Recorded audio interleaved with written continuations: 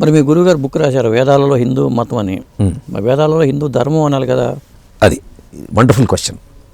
మతము అని ఎందుకు అన్నారు అంటే జనరల్గా వీళ్ళకు మతాలతోనే పరిచయం జనరల్ సొసైటీకి. కాబట్టి క్రైస్తవ మతము, బౌద్ధ మతము, ఇస్లాం మతము అంటారు, ఇస్లాం ధర్మము, క్రైస్తవ ధర్మము అనరు. అలా వీటితో పరిపాటులు అందరిలో ఉంది కాబట్టి హిందూ మతము అని అన్నారు. ఇన్ఫ్యాక్ట్ హిందూయిజం ది స్పేసెస్లో హిందూ మతం అనేది తప్పు యూసేజ్ అని కూడా రాశారు గురువు గారు. మతం అనకూడదు, అది ధర్మమే. ఓకే. ఇంకోటి మీ గురువు గారు జ్యోతిషం మీద, జ్యోతిషం సైన్స్ మూఢ విశ్వాసం అనే బుక్ రాశారు. జ్యోతిషం గురించి మీ గురుగారు ఏమంటూ ఉండేవాళ్ళు, ఏం చెప్పేవాళ్ళు? గురువుగారి లెవెల్కి వెళ్తే వాళ్ళకి ఏమవుతుందంటే because of their very high mental perception వాళ్ళు ముందు జరిగేది ఇలా చూచి చెప్పగలరు. హిందూయిజం ది స్పేసెస్లో కూడా వాళ్ళు ఒకటైన వాళ్ళు. ఈ టైం అనేది ఎట్టా ఏర్పడుతుంది మీరు చూడండి. భూమి తన చుట్టూ తాను తిరిగినందువల్ల 24 గంటలు గడిస్తే ఒక రోజు అవుతుంది. చంద్రుడు భూమి చుట్టూ తిరగడం ఒక రౌండ్ కంప్లీట్ చేస్తే అది ఒక నెల అవుతుంది. అలానే సూర్యుని చుట్టూ భూమి తిరిగితే ఒక సంవత్సరం అవుతుంది. ఇది మనందరికీ తెలిసిన సత్యమే. అవునవును. అంటే మనము భూమి కన్నా ఫాస్ట్గా అది వెళ్ళే స్పాట్కి ముందే వెళ్ళి ఉండగలిగితే అప్పుడు జరిగేది మనకు తెలుస్తుంది. మీరందరూ ఒకటి గమనించండి, మనం ఈరోజు ఇప్పుడు కూడా సైమల్టేనియస్లీ కొన్ని వేల ఏళ్ల ముందు జరిగిన ఘటనలు చూస్తూ ఇప్పుడు జరిగేది చూస్తున్నాం. మీరు నమ్ముతారా? ఎట్లా? నక్షత్రాల నుంచి మన భూమికి లైట్ రావాలంటే ఎన్నేళ్లు పడుతుంది? అక్కడి నుంచే వచ్చే లైట్ ఈ రోజు మనం చూస్తున్నాము అంటే అది ఎన్ని వేల ఏళ్ల ముందు బయలుదేరి ఉంటుంది. అవును. అంటే మనం ఇప్పుడు చూసేది ఇప్పటిది కాదు, అప్పటిది. So there is always a relative period and an absolute period. Okay. Absolute period అనేది లేదు, భగవంతుడే. పర్మనెంట్ అంటే ఏదైతే ఉంటుందో అది భగవంతుడు. నిత్యము అంటాం, అన్చేంజింగ్. అందుకే ఆయన్ని అచ్యుత అంటారు, ఎప్పుడు ఒక లెవెల్ నుంచి రానివాడు.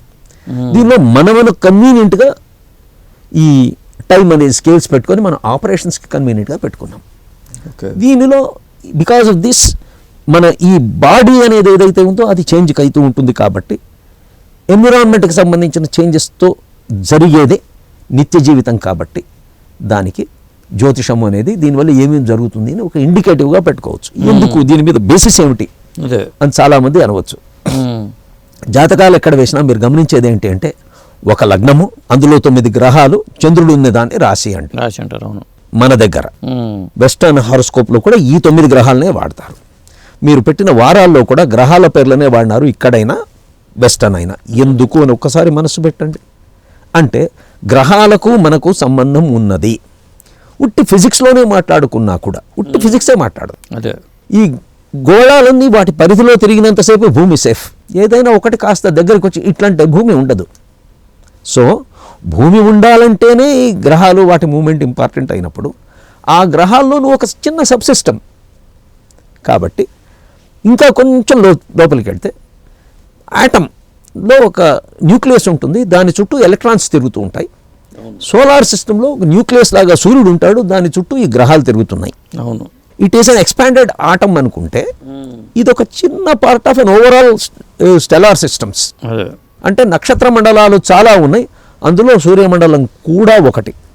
ఈ సూర్యుడు ఒక సెంట్రల్ పాయింట్ ఆఫ్ గెలాక్సీ, దాని చుట్టూ తిరుగుతూ ఉంటారు.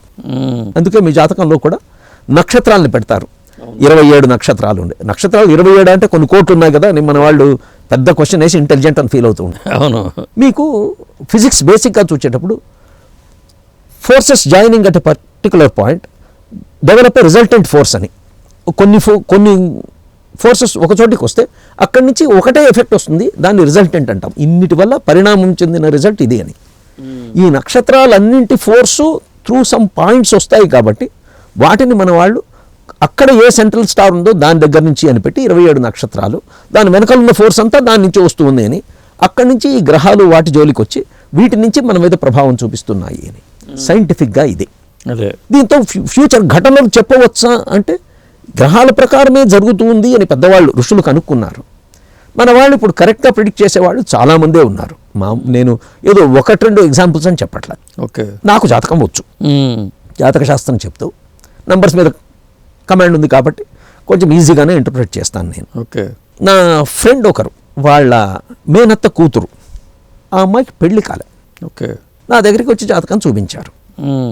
జాతకం చూపిస్తే నేను చూచినప్పటికీ ఇంటర్ప్రిట్ చేసి ఈ అమ్మాయి ఇంతకుముందు ఒక సంబంధం చూచింది, ఆ సంబంధంతోనే పెళ్ళవుతుంది అన్నారు. ఓకే. ఇది జరిగి సుమారు 6 నెలల తర్వాత కేసరి ఆ అమ్మాయికి రేపు ఎంగేజ్మెంటు, టైం బాగుందా చూడు అని వచ్చాడు నా దగ్గరికి. నేను ఒకటే మాట అన్నా, రేపు పొద్దున ఎంగేజ్మెంట్, ఈరోజు సాయంత్రం చెప్పాడు నాకు 6 o'clock. ఓకే. టైం బాగుందా చూడు అంటే, ఎంగేజ్మెంట్ అంటున్నారు కదా, ఎంగేజ్మెంట్ చేసేసుకోండి, అయినా జరగడానికి ఎందుకు తాపత్రయమో అన్నాను. ఎందుకంటే ఇంతకుముందు వచ్చిన సంబంధం కాదు ఇది, కొత్త సంబంధం. అంటే వాళ్ళు ఏందుకే సరే రేపు ఎంగేజ్మెంట్ అంటే అట్ట అంటున్నావు అన్నారు. నాకేం తెలుసయ్యా, ఆ అమ్మాయికి ఇంతకుముందు చూచిన సంబంధమే కావాలా, ఇది చూడలేదు ఇంతకుముందు, ఇది కాదు అని చెప్పాను. నేను మా ఫ్రెండ్ ఆఫీస్లో లీవ్ పెట్టి వచ్చాడు, రేపు ఎంగేజ్మెంట్కి రెడీ చేసుకోవాలా అని. అప్పుడు అడిగితే తర్వాత పొద్దున కేసరి ఎట్లా చెప్పినావు అన్నాడు. ఏముంది, నా శాస్త్రం మీద నాకు నమ్మకము అని చెప్పి. ఏమైందంటే వాళ్ళ అబ్బాయి వాళ్ళ సిస్టర్స్ వీళ్ళ ఇంటికి వచ్చి వీళ్ళ పద్ధతులు నచ్చక క్యాన్సిల్ చేసుకొని వెళ్ళారు. సాయంత్రం 7కు జరిగింది ఇది. నెక్స్ట్ డే ఫంక్షన్ లేదు. ఓకే. సరే ఇంతకుముందు జరిగింది అయిందా అంటే, వాళ్ళు వరంగల్ నుంచి ఒక సంబంధం చూచిండినారు. ఓకే.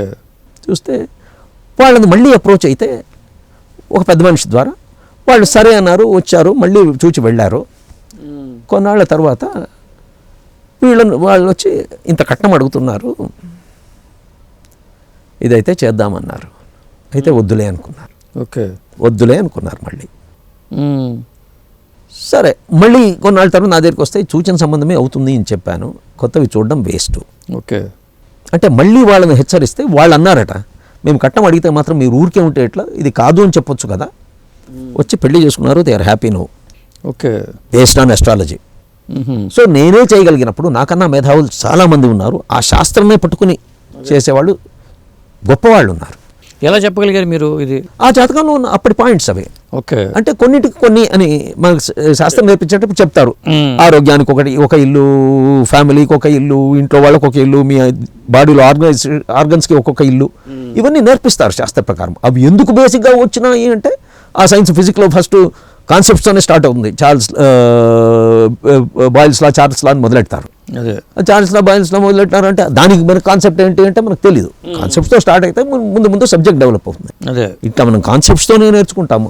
అది చూడగలిగిన వాళ్ళు ఋషులు, వాళ్ళు పెట్టారు కాబట్టి ఇప్పటికీ సత్యం జరుగుతుంది. కాబట్టి చాలామంది మూఢనమ్మకాలు అంటే, నీకు రానిది మూఢనమ్మకం అనొద్దు, నువ్వు దాన్ని సాధించి నువ్వు నేర్చుకుని, నేను ఇలా నేర్చుకుని ఈ కాన్సెప్ట్స్ ప్రకారం నిక్కచ్చిగా చేసిన వర్క్ చేయలేదు అంటే అప్పుడు శాస్త్రం తప్పు అని ఒప్పుకోవాలా? నీకేమీ రాకుండా నువ్వు నాకు ఇష్టం, నేను నమ్మకం కాబట్టి నమ్మకం లేదు అంటే ఎట్లా? ఫిజిక్స్లో బార్ పెండులం అని ఒక ఎక్స్పెరిమెంట్ ఉంది. ఓకే. ఒక ఇనప ముక్కని ఒక గోడకు మేకు పెట్టి దాన్ని ఊపుతారు. ఊపి స్టాప్ వాచ్తో number of oscillations per unit time అని పెడతారు. దాంతో యాక్సలరేషన్ డ్యూ టు గ్రావిటీ అనేది క్యాల్కులేట్ చేస్తారు. మేము కాలేజ్ డేస్లో ఇది చేసేవాళ్ళం. 980 అని తెలుసు మనకు ఆన్సర్. మనం క్యాల్కులేట్ చేస్తే ఎప్పుడు ఏ 910 1030 వచ్చేది. ఎందుకంటే our method of conducting the experiment was wrong. Standard values ఏం మారవు. మనం చేసే దానిలో రీడింగ్ తీసుకోవడంలోనో టైం క్యాల్కులేట్ చేయడంలోనో ఏదైనా తప్పులు చేస్తాం కాబట్టి రాంగ్ ఆన్సర్ వస్తుంది. నేను చేసిందే తప్పు, నేను చేసిందే కరెక్ట్, ఇది తప్పు అంటే కాదు. So concepts or any science, you have to do it properly and then learn it and then experiment it. నీకు ఏమీ రాకుండా నేను కామెంటే చేస్తాను అంటే ప్రతి చోటు కామెంట్ చేయకూడదు. మరి వేదవ్యాస గారు చెప్పిన ప్రిడిక్షన్స్ విషయంలో ఎలా ఉంది మీ అబ్జర్వేషన్లో? ఏం లేదు సార్, ఇందిరాగాంధీ పోతుంది, కాల్ చేస్తారు అని చెప్పారు, శుభవార్తలో పబ్లిష్ అయింది. అదే సిమిలర్లీ 2005లోనో ఎప్పుడో సునామీ వస్తుంది అని శుభవార్తలో రాశారు. ఇదే సునామీ అనే పదంతోనే రాశారు. ఓకే. ఇవన్నీ అంటే ఆయన జ్యోతిషమా అని నేను అన్ను, ఎందుకంటే నా దృష్టిలో ఆయన భగవంతుడు. వాళ్ళ మెంటల్ కెపాసిటీస్ మనకన్నా చాలా ఎక్కువ. గురుగారు లైబ్రరీకి వెళ్తే ఒక పుస్తకాన్ని ఇట్లా పెట్టుకొని ఇట్లా చూచేసి పక్కన పెడితే ఆ బుక్లో ఉన్న కంటెంట్ చెప్పగలిగేవాళ్ళు. మీరు చెప్పలేము, ఎందుకంటే his capacity is higher. Okay. So మనమే ప్రిడిక్ట్ చేయగలుగుతాము అంటే ఆస్ట్రాలజీ అనేది చిన్నది. కావాల్సింటే వీరి జాతకంలో ఏమన్నా నెగటివ్ ఎఫెక్ట్స్ ఉంటే వాటిని మార్చగలిగిన శక్తి ఉన్న వ్యక్తి ఆయన. దానికి హయ్యర్ ఎనర్జీ ఇండ్యూస్ చేస్తారు. ఇప్పుడు ప్రతిదీ ఫ్రీక్వెన్సీ అనే మనం మాట్లాడితే కొంచెం మాడిఫైయింగ్ ఫ్రీక్వెన్సీ ఒకటి పెడితే వీడి జీవితంలో దశలను కూడా మార్చవచ్చు. అందుకే ఈ ప్రేయర్స్ అవన్నీ ఉంటాయి. మీరు నక్షత్ర శాంతులు అవన్నీ చేయడము అని వింటారు. అది జరిగేట్టయితే డెఫినెట్గా జరుగుతుంది కదా, ఈ శాంతులు అవన్నీ ఎట్లా? నన్ను చాలామంది వేసే క్వశ్చన్ అది. ఓకే.